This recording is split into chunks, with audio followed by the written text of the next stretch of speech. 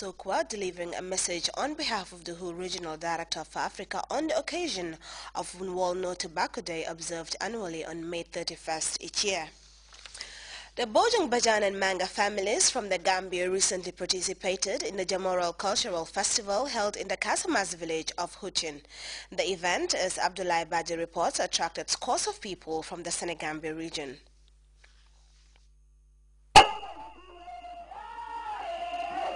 Culture plays an integral part of our very existence as humans. It characterizes the manner in which we live, talk, and embrace one another.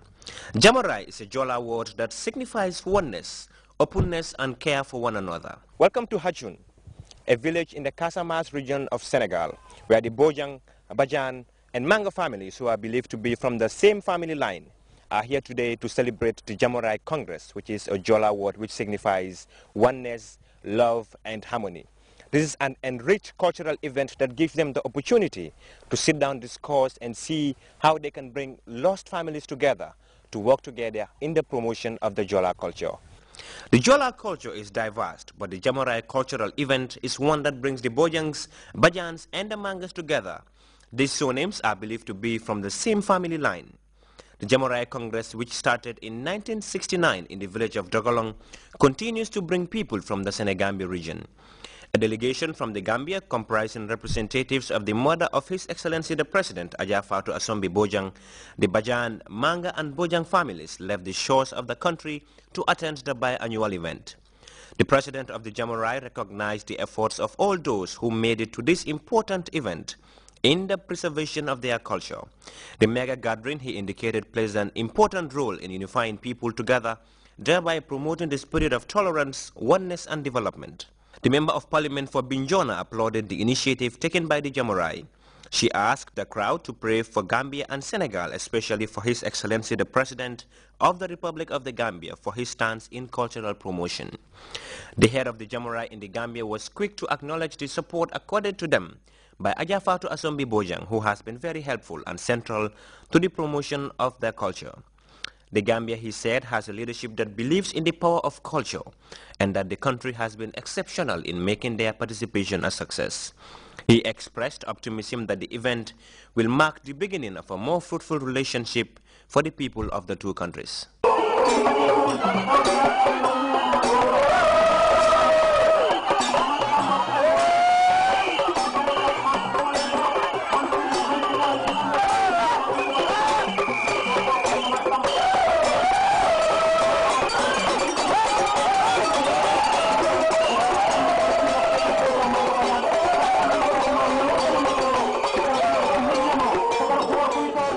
The ambience in this year's Jamorai Festival so far has been exceptional, with a lot of cultural displays happening in the heart of Hachon. This is what the Jamorai seeks to address, and that is to cement and strengthen the relationship of the Jola community, especially those with the Manga, Bajan, and Bojang Sone. Reporting for Grts News in the Casamas region of Senegal, I am Abdoulaye Badji. Well, we're going to take a very short break now. The news continues when we come back.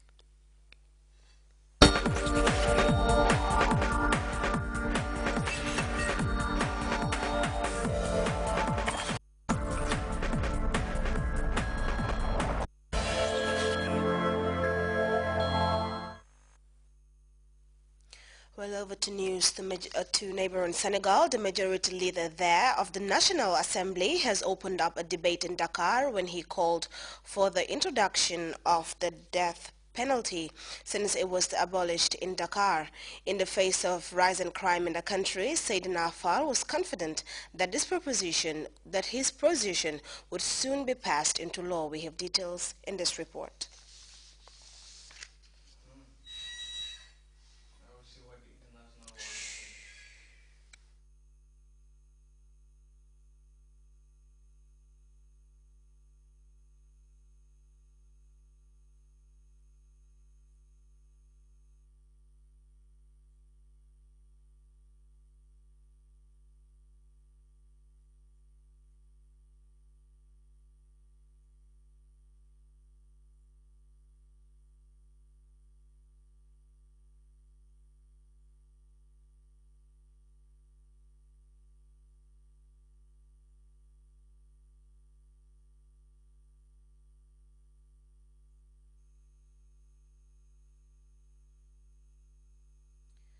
Well, to another story, a suicide bomb attack on the offices of the International Red Cross in the eastern Afghan city of Jalalabad killed a security guard before a similar incident hours later left 6 other insurgents and a police officer dead in an explosion at the offices of a governor.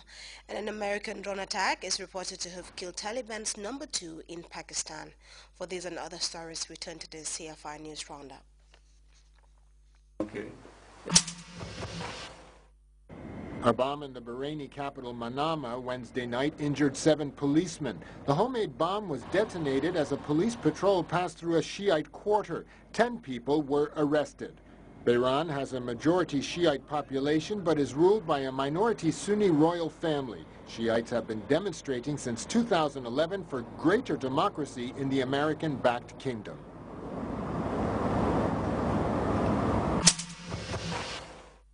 Two men became the first gay couple to legally marry in France since President François Hollande signed the same-sex marriage bill into law. The wedding took place in the southern French city of Montpellier with all the pomp and circumstance of a royal ceremony.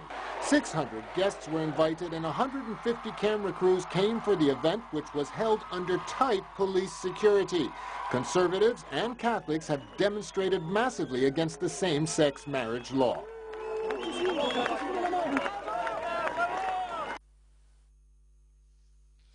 Paris is playing host to an exhibition celebrating the life of former South African leader Nelson Mandela. We have more on that grand exhibition in honor of a man who continues to inspire people from all over the world. The Nelson Mandela exhibit is now in the French capital, the third leg in a world tour following its 2008 Johannesburg opening. The exhibit traces Mandela's life from the activist lawyer to the 27 years in Robbins Island prison as a convict to the idolized father of the Rainbow Nation. We certainly know what he is and what he represents post-1994. But before that, who was Nelson Mandela? We also know he spent 27 years in jail. But how did that happen? As a young boy, how did he move towards becoming a successful lawyer? How did he become a politician? How did he become a freedom fighter? How did he become somebody who's survived in jail? And how did he become president? Madiba, seen from different angles and through the prisms of time. A model of the sculpture erected in KwaZulu-Natal on the very spot where he was arrested. The show sets Nelson Mandela in his social and historic context. A show which also displays the contradictions of the man, from autocratic behavior to severe self-criticism. The man who suffered and asked all to forgive. And he had no bitterness. He did not want retribution. He wanted reconciliation. And he came out with a smile on his face without any bitterness in his heart. And he was able to take a fractured country, which was so diverse, which had been through so much pain, and he pulled it back together again till we all felt as one nation. Nelson Mandela turns 95 this year. His humanism inspired millions. The exhibit is a homage to the legacy of a man who made the world a better place.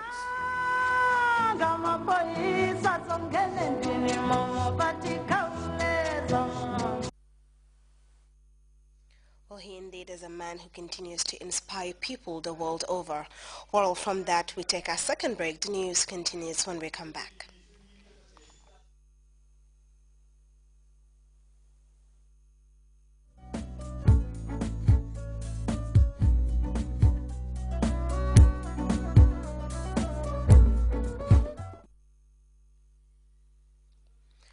Well, and before we go, a reminder of our top stories. The Vice President and Chairperson of the National Security Council, Dr. Asatunjai Saidi, Thursday doled out 85 laptops to the various outfits constituting the national security apparatus.